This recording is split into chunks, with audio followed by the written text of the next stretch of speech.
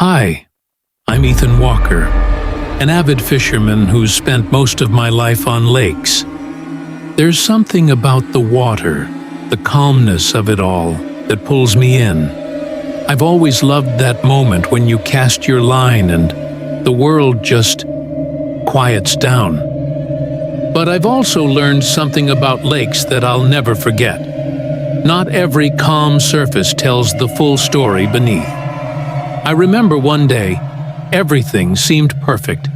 The weather was clear, a slight breeze in the air, and the water was eerily still.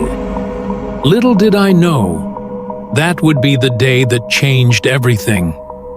It was late afternoon when I arrived.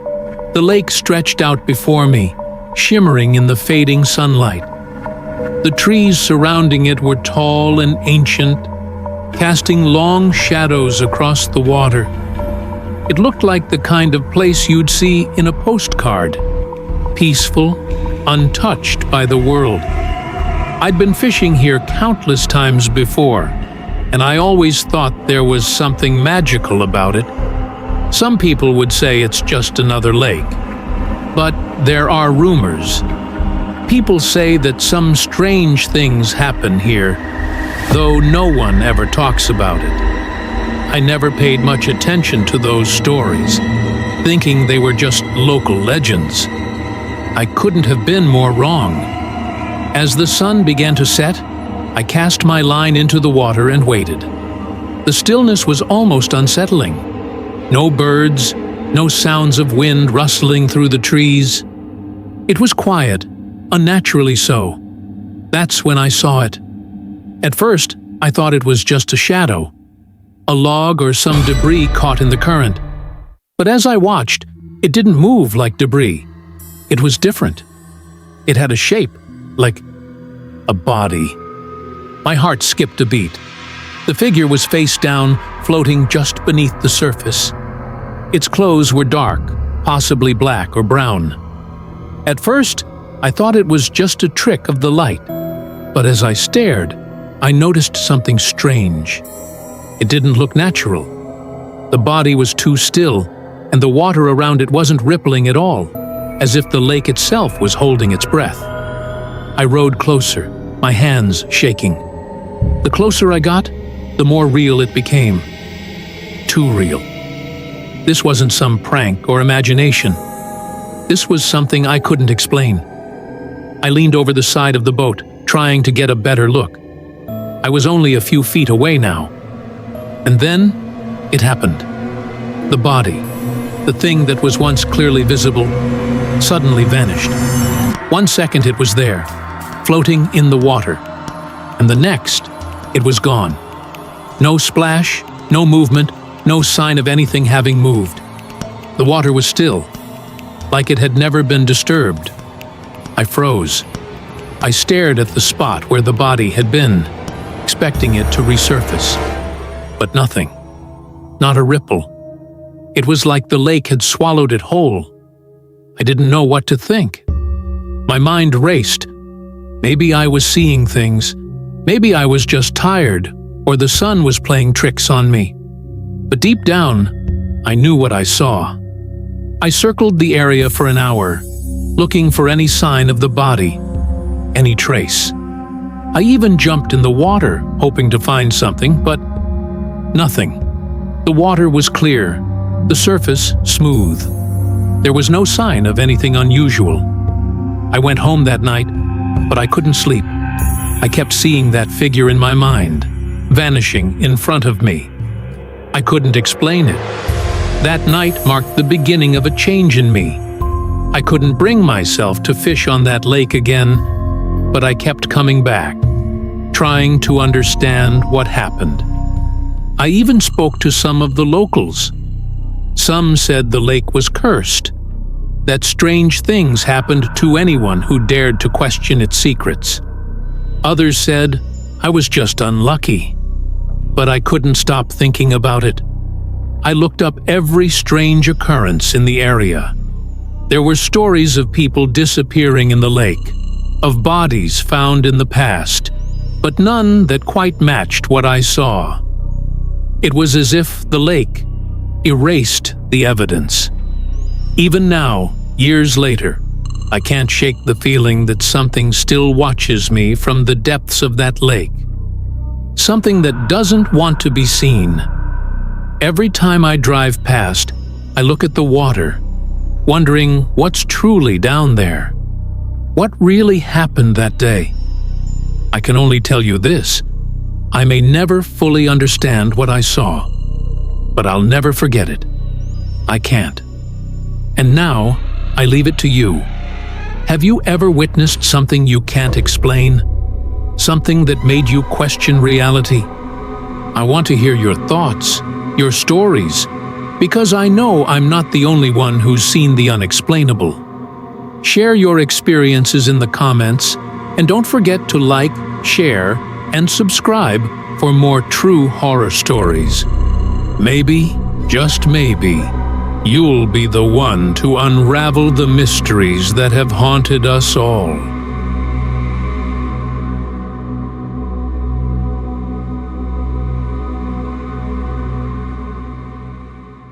I'm Jake Anderson, and I love the outdoors.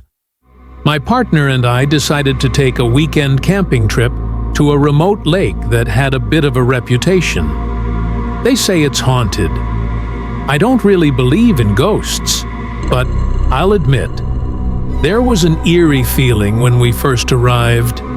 The lake was beautiful, almost too beautiful, with its still waters surrounded by tall, thick trees. It was peaceful, but there was something off about it.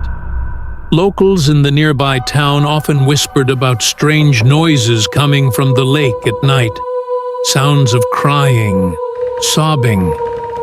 They said it was the ghost of a woman who drowned many years ago, but no one ever really talked about the details. It seemed like the kind of thing people just knew and didn't ask too many questions about. We set up our tent, unpacked, and got everything ready for a quiet night of stargazing. The sun set, the air cooled, and soon, the only sounds we could hear were the crackling of the campfire and the rustling of leaves in the wind. But then, just as we were about to head to bed, I heard something that made my blood run cold. A soft, distant cry. It was almost like a whimper, just faint enough to make you doubt your ears, but loud enough to make you sit up straight. I looked at my partner, but they didn't seem to hear it. I thought maybe it was an animal, some wild creature, maybe a fox or coyote, making strange sounds. But then, the crying came again, this time louder, more distinct. It wasn't an animal. It was human, or at least something that sounded like a human. I tried to brush it off, telling myself it was just the wind playing tricks, or some sound traveling across the water. But deep down, I felt a knot tighten in my stomach.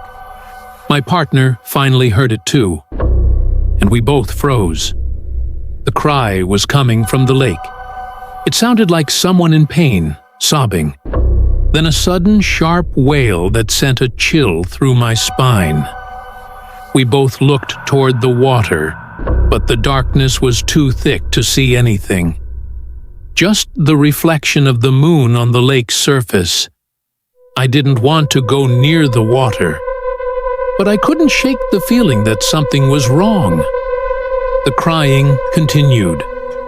It didn't sound like a wild animal. It didn't sound like anyone we knew. It sounded like someone in distress, someone who had been crying for a long time. We decided to go check it out. We grabbed flashlights and walked towards the shore, the trees around us creaking in the wind.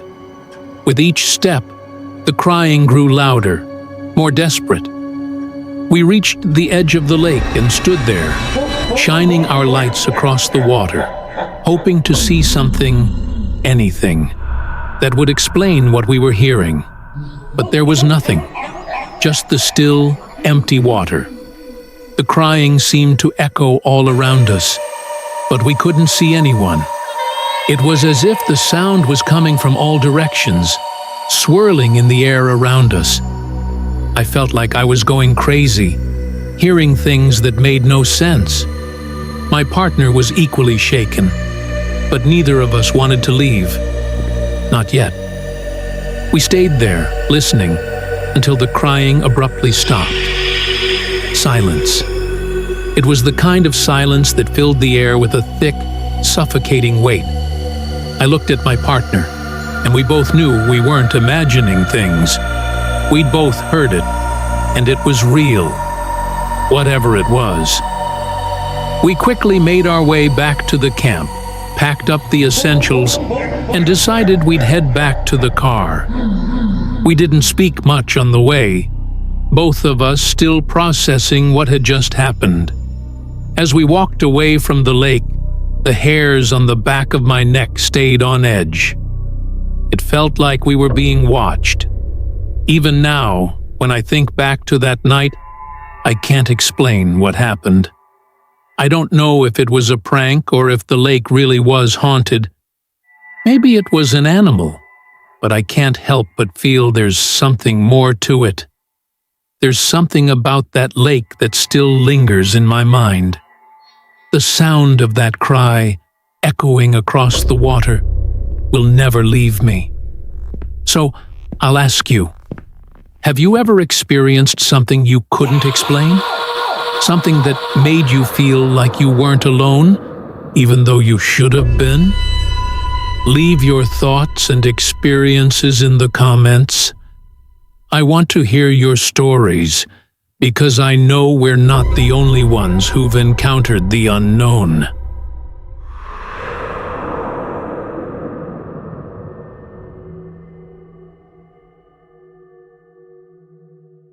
Hey, I'm Ryan Mitchell, and this is a story I've never told anyone. It's something that happened when I was a kid, and it still haunts me to this day. I used to go on summer trips to a remote cabin by a lake with my family.